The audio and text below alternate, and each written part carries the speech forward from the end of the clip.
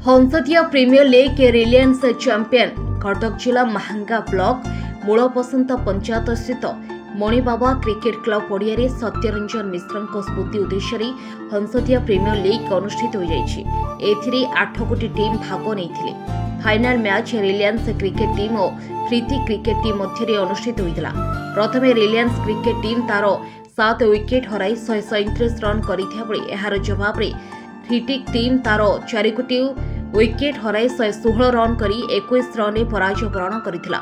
पुरस्कार वितरण उत्सव में सांबादिक अखिलेश महांती अध्यक्षतार मुख्य अतिथि भाव सरपंच प्रतिनिधि प्रशांत कुमार कर, सम्मानित अतिथि भाव समाजसेवी पंचानन पंडा, अमिता पंडा प्रमुख जोगदी खेलर विभिन्न दिग उपर आलोचना करने सह ग्रामांचल खेल हेबा द्वारा क्रीड़ाविद माने सृष्टि हो पारे। चैंपियन टीम और रनर्स टीम को अर्थराशि और ट्रॉफी दे अतिथि माने पुरस्कृत करथिले। संजय बारिक पिंटू नाथ खेल परिचालना करथिले। उक्त कार्यक्रम में हितेश कर, प्रवीण पंडा, प्रद्युम्न कर, सत्यजित कर, शुभंकर बारिक, पवित्र महापात्र, हरेकृष्ण महापात्र, चंद्रशेखर विश्वाल, जयदेव विश्वाल, दिलीप पाढ़ी, रश्मिरंजन महांती, अम्बित सामल, प्रकाश पंडा, ललित महापात्र प्रमुख जोगदी खेल परिचालन में सहयोग करथिले। एने आम प्रतिनिधि पचारिबार समाने जहा कहते आसंतु शुणिबा।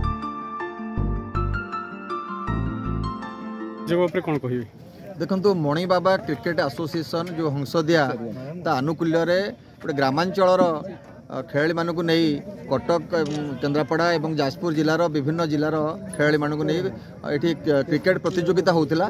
क्रिकेट मैच जो होता तार 8टी बछा बछा दल ये भाग नहीं। आज तार फाइनाल मैच थिला।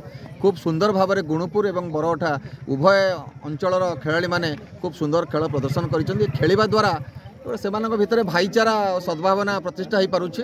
खेल रे हारजित अच्छी किंतु पिला भाव में जो खेलुआड़ मनोभाव अच्छी आम स्वागत करुचु एवं आयोजक मैंने सुंदर भाव आयोजन करते ये जो खेल पड़ियार विकास आगामी दिन में आम चेष्टा करवा केमती खेलर भित्तिभूमि विकास ये पड़िया एक सुंदर पड़िया। ये छतिया सालेपुर जो रास्ता जो अच्छी कुसुमदासपुर जयपुर रास्ता कड़े पड़ियाटी ये पड़ियार उन्नति आम दाबी करूँ सरकार पाखे।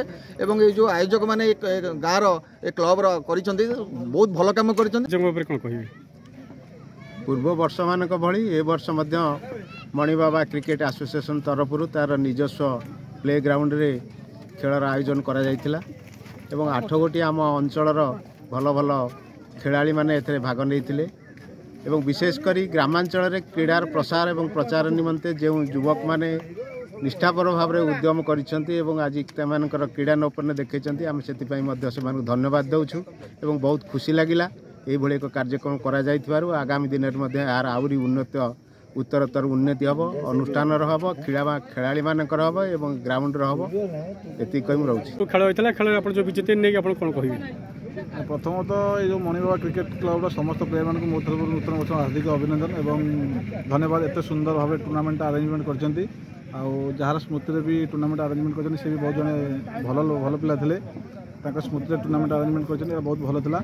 आम प्लेयर मैंने समस्त एफर्ट लगे खेलिले भल खेलिले और जहाँफल आम मैच को जितेलु। कटक सस्मिता सागर रिपोर्ट ओडिया टुडे।